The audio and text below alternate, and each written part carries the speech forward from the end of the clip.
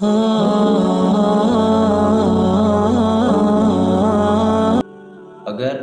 روزوں کے مقصد اصلی کو کامل طریقے سے حاصل کرنا ہے تو روزہ کامل طریقے سے رکھنا ہوگا۔ کامل طریقہ کیا ہے؟ کامل طریقہ یہ ہے کہ انسان آداب ظاہری کے ساتھ ساتھ روزے کے آداب باطنی بھی پورے کرے۔ آداب باطنی کے حوالے سے حدیث شریف میں سرکار صلی اللہ علیہ وآلہ وسلم آپ نے ارشاد فرمایا، بہت سے روزے دار ایسے ہیں جنہیں اپنے روزوں سے بھوک پیاس کے علاوہ کچھ حاصل نہیں ہوتا۔ اس کا ایک معنی یہ ہے کہ انسان حلال کھانے سے تو رک جائے پر لوگوں کا گوشت کھاتا رہے، یعنی وہ انسان غیبت کرتا رہے، یہ کبیرہ گناہ ہے۔ اور اس کا ایک معنی یہ ہے کہ انسان حلال کھانے پینے جماع سے تو اپنے آپ کو بچا لے پر حرام دیکھنے بولنے سننے کرنے یا کمانے سے اپنے آپ کو نہ بچائے۔ حرام دیکھنا کیا ہے؟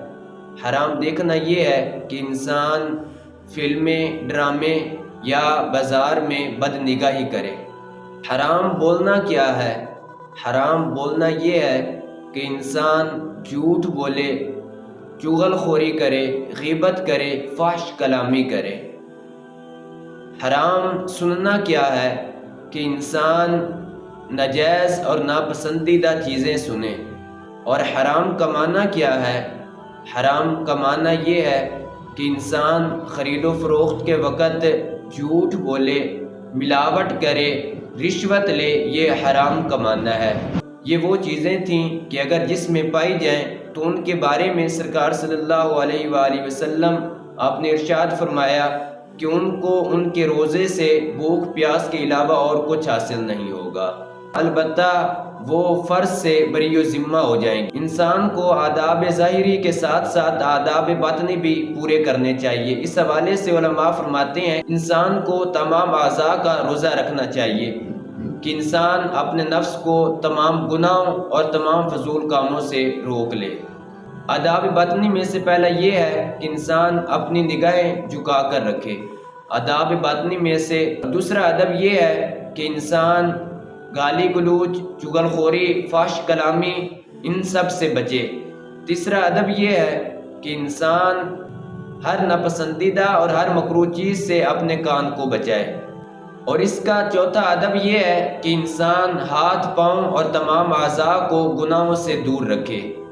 اور اس کا پانچواں ادب یہ ہے کہ انسان جب افطاری کرے تو حلال اور پاکیزہ کھانے سے افطاری کرے، حرام یا مشکوک کھانے سے افطاری نہ کرے۔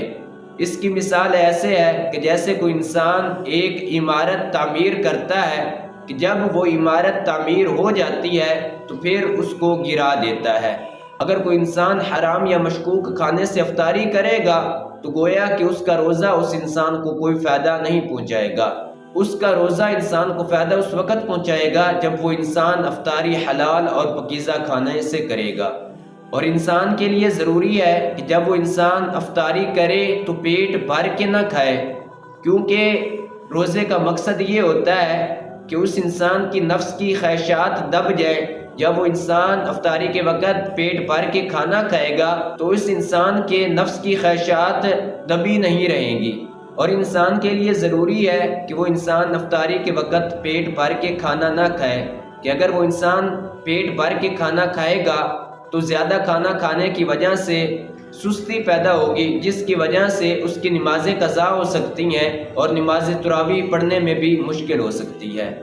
اور اس کا آخری ادب یہ ہے کہ جب کوئی انسان افطاری کر لے تو افطاری کرنے کے بعد دل میں یہ خوف ہو جو میں نے روزہ رکھا تھا کیا اللہ کی بارگاہ میں قبول بھی ہوا ہوگا کہ نہیں، بس یہ خوف انسان کے دل میں ہونا چاہیے۔ جب کوئی انسان یہ آداب باطنی بھی اپنائے گا تو وہ انسان روزے کا مقصد اصلی کامل طریقے سے حاصل کر سکے گا۔